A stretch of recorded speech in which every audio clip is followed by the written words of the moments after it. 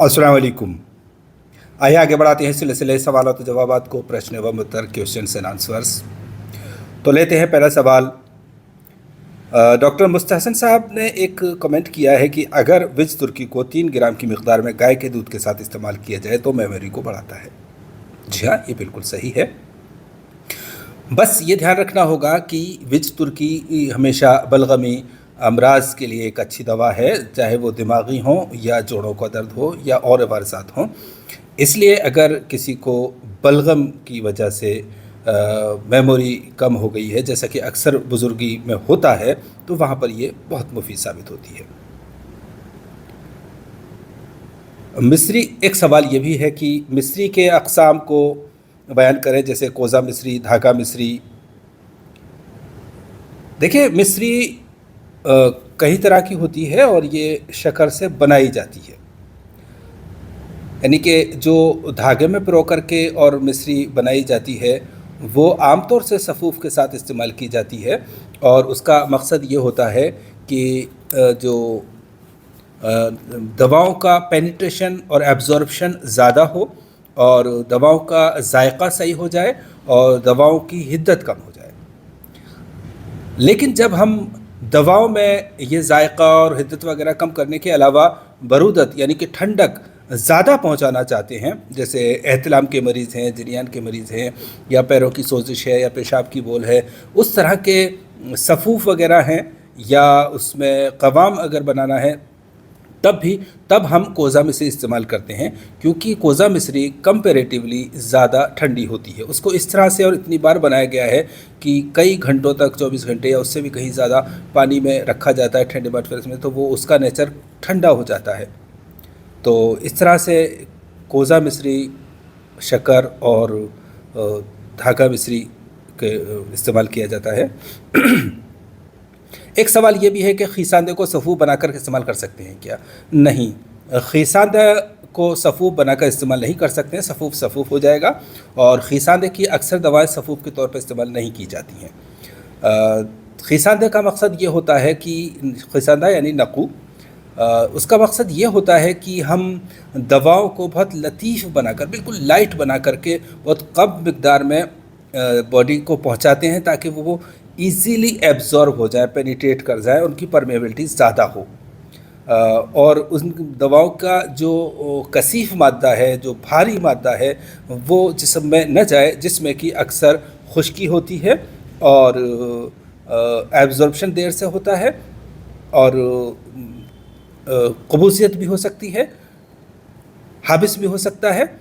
यानी कि दवाओं के मादे में जो मटेरियल है उसमें अलग अलग चीज़ों में अलग अलग तरह की ख़ासियत होती है।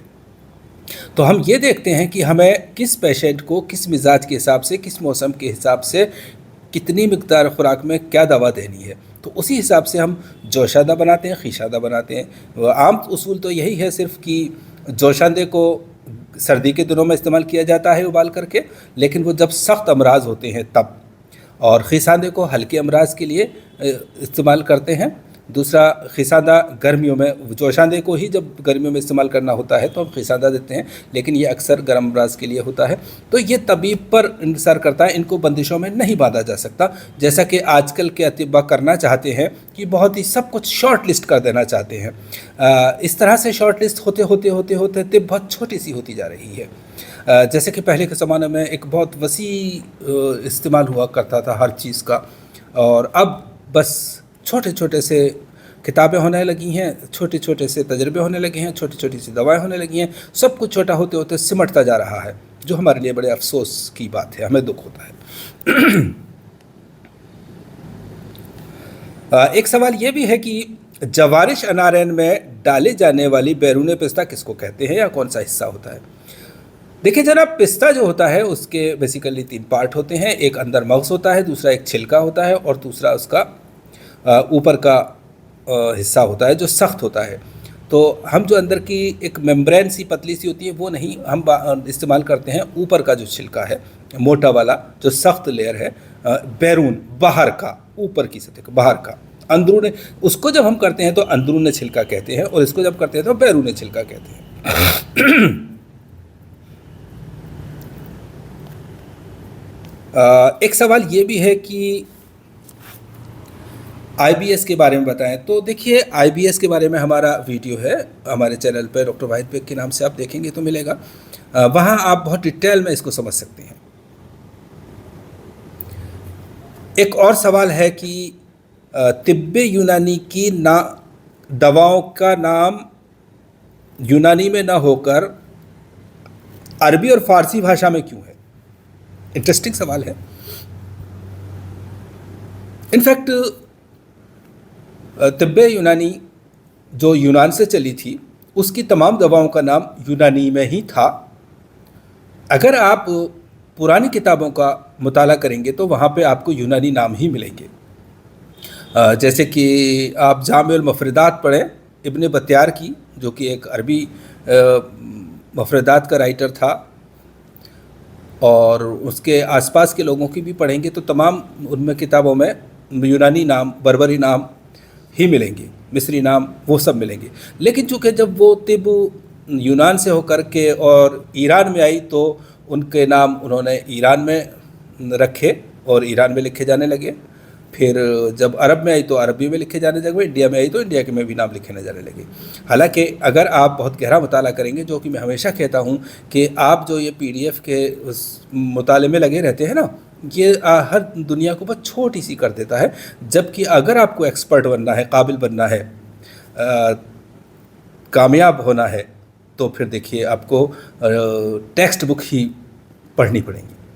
کیونکہ دنیا گواہ ہے اس بات کی کہ تمام بڑی جگہوں پہ جو کوئی بھی جا کر بیٹھا ہے، چاہے وہ کسی بڑی کمپنی کا سی ای او ہو یا کوئی جنرل مینیجر ہو یا کوئی بڑی پوسٹ جو ہے، وہ شخص ہوتا ہے جس نے ٹیکسٹ بکس کو اسٹڈی کیا ہوتا ہے اور ان کو پڑھنے کے بعد اچھے نمبرز لیے ہوتے ہیں اور وہ ایکسپیرینس حاصل کیا ہوتا ہے، تب جا کر وہ وہاں پہنچتا ہے.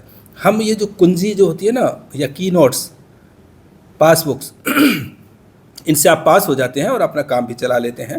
لیکن یہ بھی سچ ہے کہ سبھی لوگ ایسا نہیں کر سکتے. لیکن جو لوگ کر سکتے ہیں، ہمارا ان کے لیے آہوان ہے کہ آپ ٹیکسٹ بک پڑھیں، اور ایک نہیں بکس پڑھیں، بک نہیں بکس پڑھیں. تو ایک سوال یہ بھی ہے کہ منجن میں سنگ جراحت کیسے استعمال کرتے ہیں. دیکھیے سنگ جراحت اپنے آپ میں ایک بہت ہی باریک اور پسا ہوا سا پتھر، بہت آسانی سے پسنے والا پتھر ہے. اس لیے سنگ جراحت کو آپ ساری دواؤں کو پیس چکنے کے بعد اس میں ڈال کر کے اور اپنے مکسر میں چلا لیں، وہ پس جاتا ہے. ایک سوال یہ بھی ہے کہ عملتاز پر ویڈیو بنائیں. دیکھیے عملتاز پر ہمارا ایک ویڈیو بہت ہی کمپریہنسو، بہت ڈیٹیل میں ہے، آپ وہاں دیکھیں ہمارے چینل پر ڈاکٹر واحد بیگ. ایک سوال یہ ہے کہ ابھی ہم نے جو شربت املی پر جو ایک ویڈیو اپلوڈ کیا تھا، تو اس کو دیکھ کر کے 1 کلو املی میں کتنا پانی ڈالنا ہوگا. دیکھیے پانی ڈالنے والا بھی معاملہ اس طرح سے ہے کہ اگر ہم خشک دوائیں لیتے ہیں، کوئی جو جڑیں ہوتی ہیں، تو ہم 1 کلو میں 8 گنا پانی ڈالتے ہیں.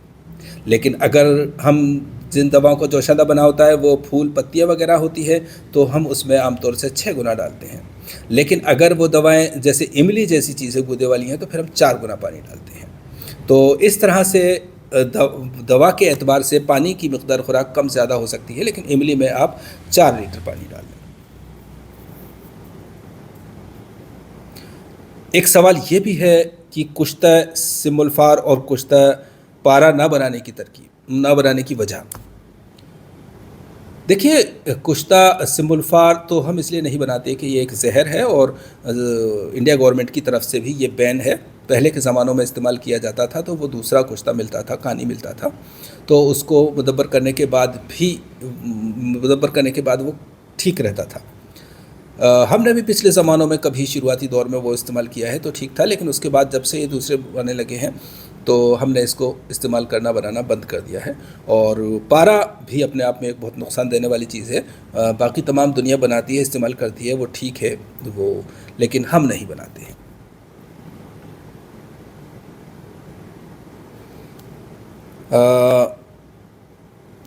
ایک سوال یہ بھی ہے کہ انفیکٹ 2 سوال ہیں ملتے جلتے.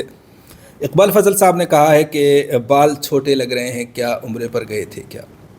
جی ہاں، الحمدللہ میں عمرے پر گیا تھا، وہیں پر یہ بال چھوٹے ہو گئے. اور ایک حکیم جی نے بھی ہربل ہیلنگ پاؤ نے بھی یہ سوال کیا ہے کہ آپ بھی گنجپن کا شکار ہیں، گنجپن پر ویڈیو بنا دی، کہ گنجپن پر ضرور ویڈیو بنائیں گے انشاءاللہ، لیکن ایک سوال انہی سے ملتا جلتا ہے کہ میں نے پہلے کی بھی ویڈیو دیکھے ہیں، یہ ہیں انڈین حکیم صاحب، کہ وہاں پر آپ کے بال تھے اب بال نہیں ہیں، کہاں گئے، کیا ہوا؟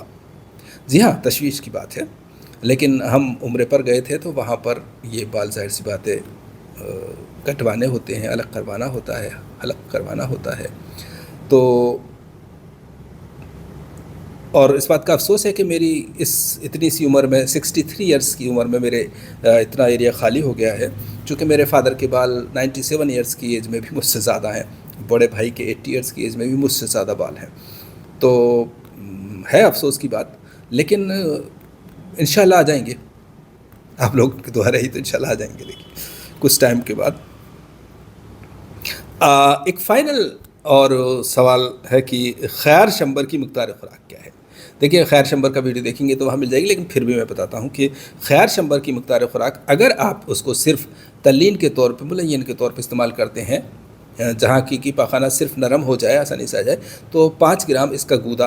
ایک سوال یہ بھی تھا کہ اس کا گودا استعمال کیا جاتا ہے یا چھلکا مدرے بول ہوتا ہے، مدرے طمس ہوتا ہے، اور گودا مسل ہوتا ہے، تو اس لیے اس کا گودا استعمال کیا جاتا ہے، مغز، اور یہ 5 گرام کی مقدار میں اس طرح سے کام کرتا ہے، جبکہ اگر ہمیں اسہال کے لیے لانا ہے تو یہ 25 سے 50 گرام تک استعمال کیا جاتا ہے، اور اس کو تنہا بھی استعمال کر سکتے ہیں، لیکن یہ بہت تھوڑا ذائقہ اچھا نہیں ہوتا ہے، خاص طور سے فیمیلز کے لیے، تو اس وقت ہم اس کے ساتھ سونف بھی کھلوا دیتے ہیں، گلقند بھی کھلوا سکتے ہیں آپ تھوڑا، تو اس طرح سے یہ خیر شمبر کی مقدار خوراک ہوئی۔ سوال ابھی بھی باقی ہیں، انشاءاللہ ہم بہت جلدی باقی تھوڑے سوال اور جمع ہو جائیں گے تو پھر ان سوالوں کا بھی جواب دیں گے، فی الحال اتنا ہی، اللہ حافظ۔